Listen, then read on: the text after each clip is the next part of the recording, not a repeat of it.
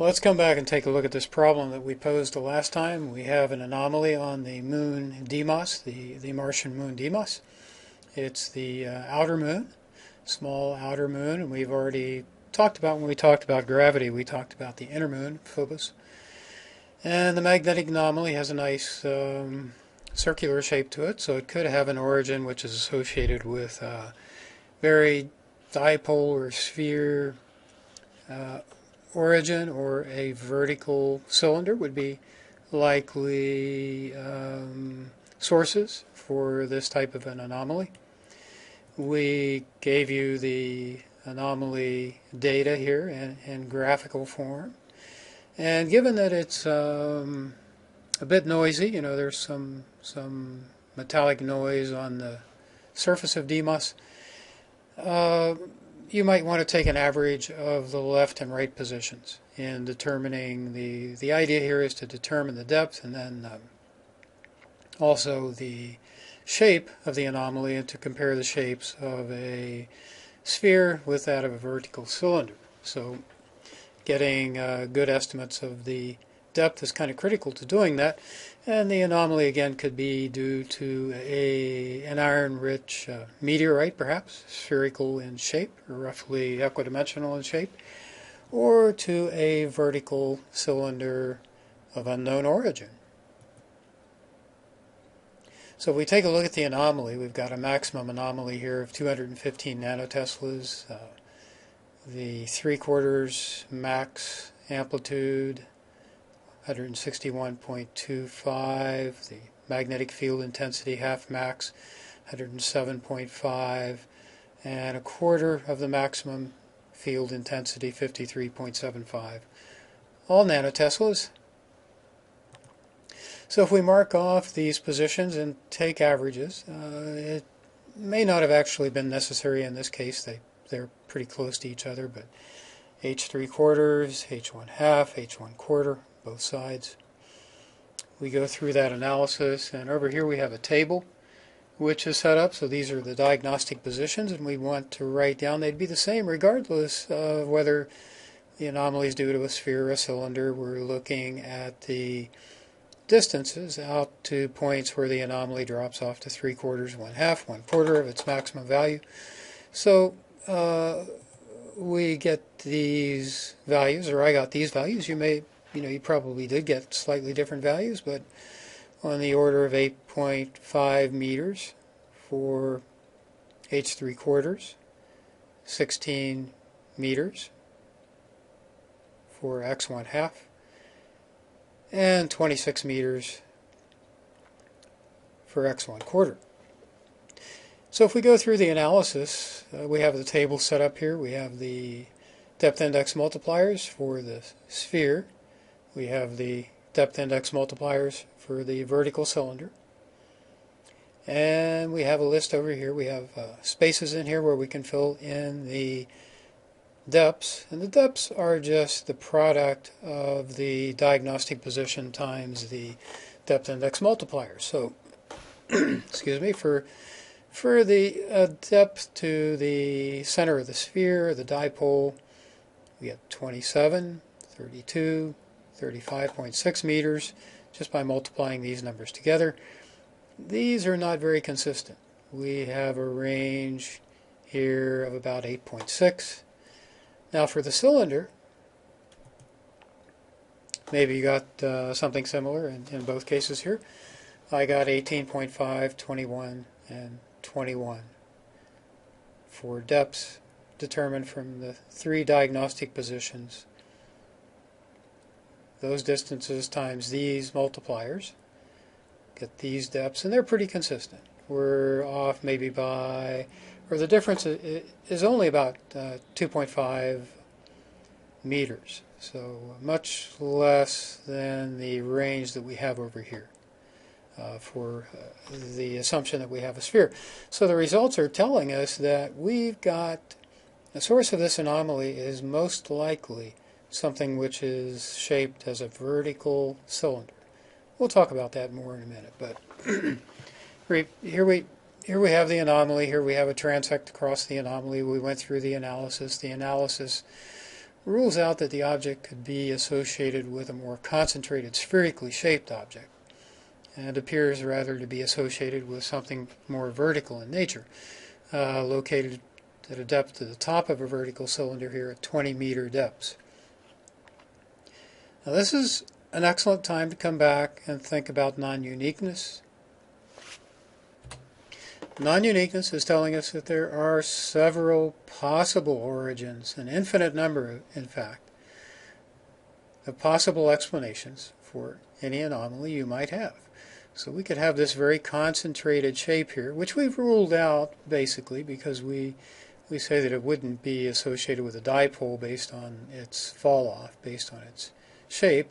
We said instead that it would be associated with a vertical cylinder, but could be a more lens-like or some magnetic object which is closer to the surface and more extensive.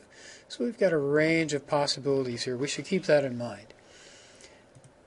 Now, you may be thinking extraterrestrial life. Why would we have a vertical cylinder on Deimos?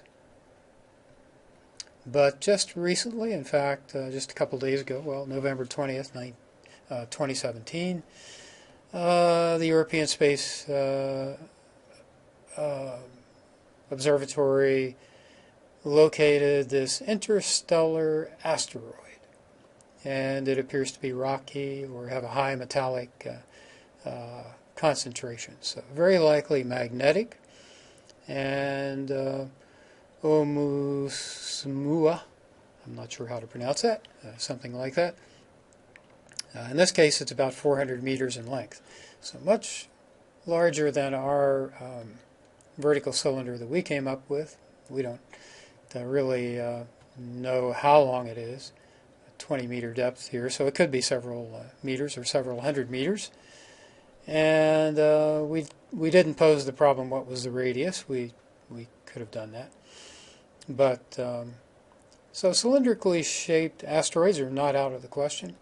And so this could have come slamming into Deimos almost like a sphere of varying sizes, a shard of an old planet perhaps.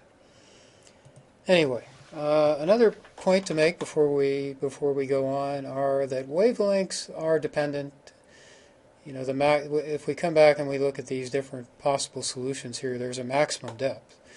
There's where you have a more concentrated object like a sphere or a monopole, and that kind of marks the maximum depth of an anomaly or of an object that could produce an anomaly that has this shape. So over here we have some relationships here for the sphere, the vertical cylinder, the edge of an aerodike of dipoles, which turns out to be a line of monopoles. And then we have the horizontal cylinder. Now, as you can see in all cases, as we've talked about before, the x1/2, the distance out to which the anomaly drops to 1/2 of its maximum value, has some relationship to the depth, to the center of the sphere, to the top of the cylinder, to the edge of the narrow dike, to the center of the horizontal cylinder. So when we see anomalies that are greater in breadth or have a longer wavelength, they could very well be associated with a deeper distribution of magnetic materials. Now when we see something shallow like this, another way to look at it is that there's a maximum depth, and we could have any depth between that maximum depth and the surface, a geometrical configuration or an object with a geometrical configuration that could explain this object, but we can't have an object greater than this than the distance to an object which is the most concentrated form for that particular, whether it's a dipole or a horizontal cylinder or edge of a dike or a vertical cylinder. So keep that in mind. Maximum depths are going to be related to the wavelength of the anomalies, and keep those equivalent solutions in mind. That's always a problem in geology. So if we're thinking about kind of carrying this over into magnetics, Nettleton developed this for gravitational fields. Over here we could have the vertical cylinder, we could have a deeper rectangular block, we could have a shallower, more extensive rectangular block, and so on, all explaining this anomaly. Okay, so here's another issue we said that we were going to get to, and we'll try to get through this pretty quickly. If you're going to be running a survey, let's say, to find a buried metallic drum, the question that you need to be asking yourself is, what should be the spacing between my observation points? I mean, this question is a relevant one because you want to be able to see the object, you don't want to miss it, you don't want to collect data at too fine a sample rate because you're going to spend a lot of time, therefore a lot of money, and you're going to lose competitively on bids. So it is an important question. So we have a drum here, a buried drum. And the question is, how often should you, if you're planning a survey, sample the data set in order to make sure that you don't miss it? So we have a depth here of about 18 feet, and we know that x1 half is z over 2. So how often, how frequently, what should be the spacing of our sample points on the surface? So this is the x1 half distance, and if we sample at a distance equal to x1 half, we basically see the shape of the curve. We haven't missed anything, which is what we want to do. Now, even if those sample points were a little bit displaced, we might not see the peak, but we would still see the general shape of the anomaly. So depth of 18 feet, x1 half is equal to 9, and our sample interval then should be at least 9 feet.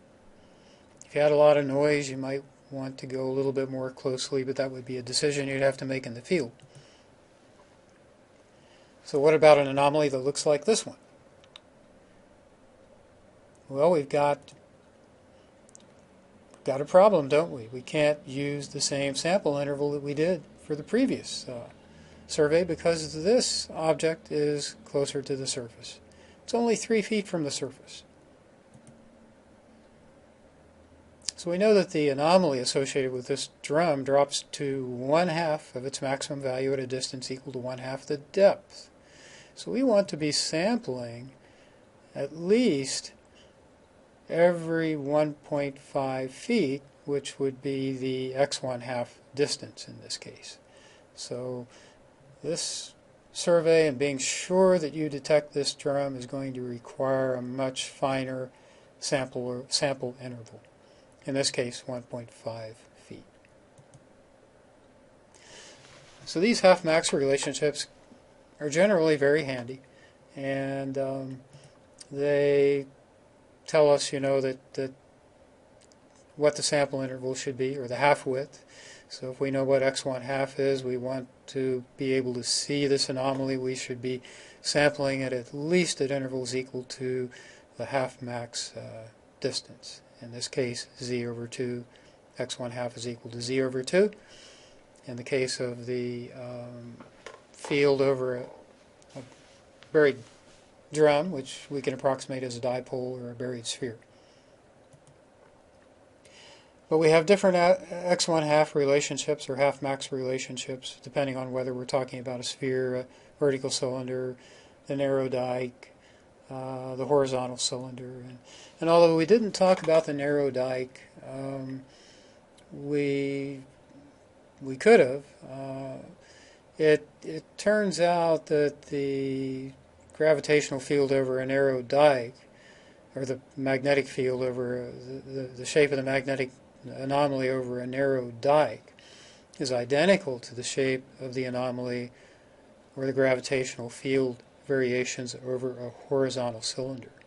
And that's simply because this narrow dike has a line of dipoles, negative dipoles along the top of the dike, and at some great distance it has a set of positive poles, but they're so far away, just as in the case of the vertical cylinder, they're so far away that they don't contribute to the shape or to the magnetic field of the dike. Just as in the case of the vertical cylinder. We assumed that the base of the vertical cylinder was so far away that the positive pole did not contribute. Therefore, we got diagnostic positions identical to those associated with the diagnostic positions for a gravitational monopole. So for practical survey design, if somebody asked you a question, you've got drums buried between 2 and 4 meters. What spacing do you use? Well, if the depth to the center of the shallowest drum is going to be, or you don't want to miss any of them, then you should probably be looking at least 1 meter sample interval. And again, that would be based on a half-max relationship. So these sampling considerations are something that, they're important considerations because they translate into the reliability of your survey. And they also, from a very practical point of view, if you're in business and you want to be the company that somebody chooses to run the survey, it's a matter of dollars. If you sample at a half a meter, you're doubling your time in the field, and that doesn't help you in this category. It may help you in this category, but is it necessary? And that's a field decision.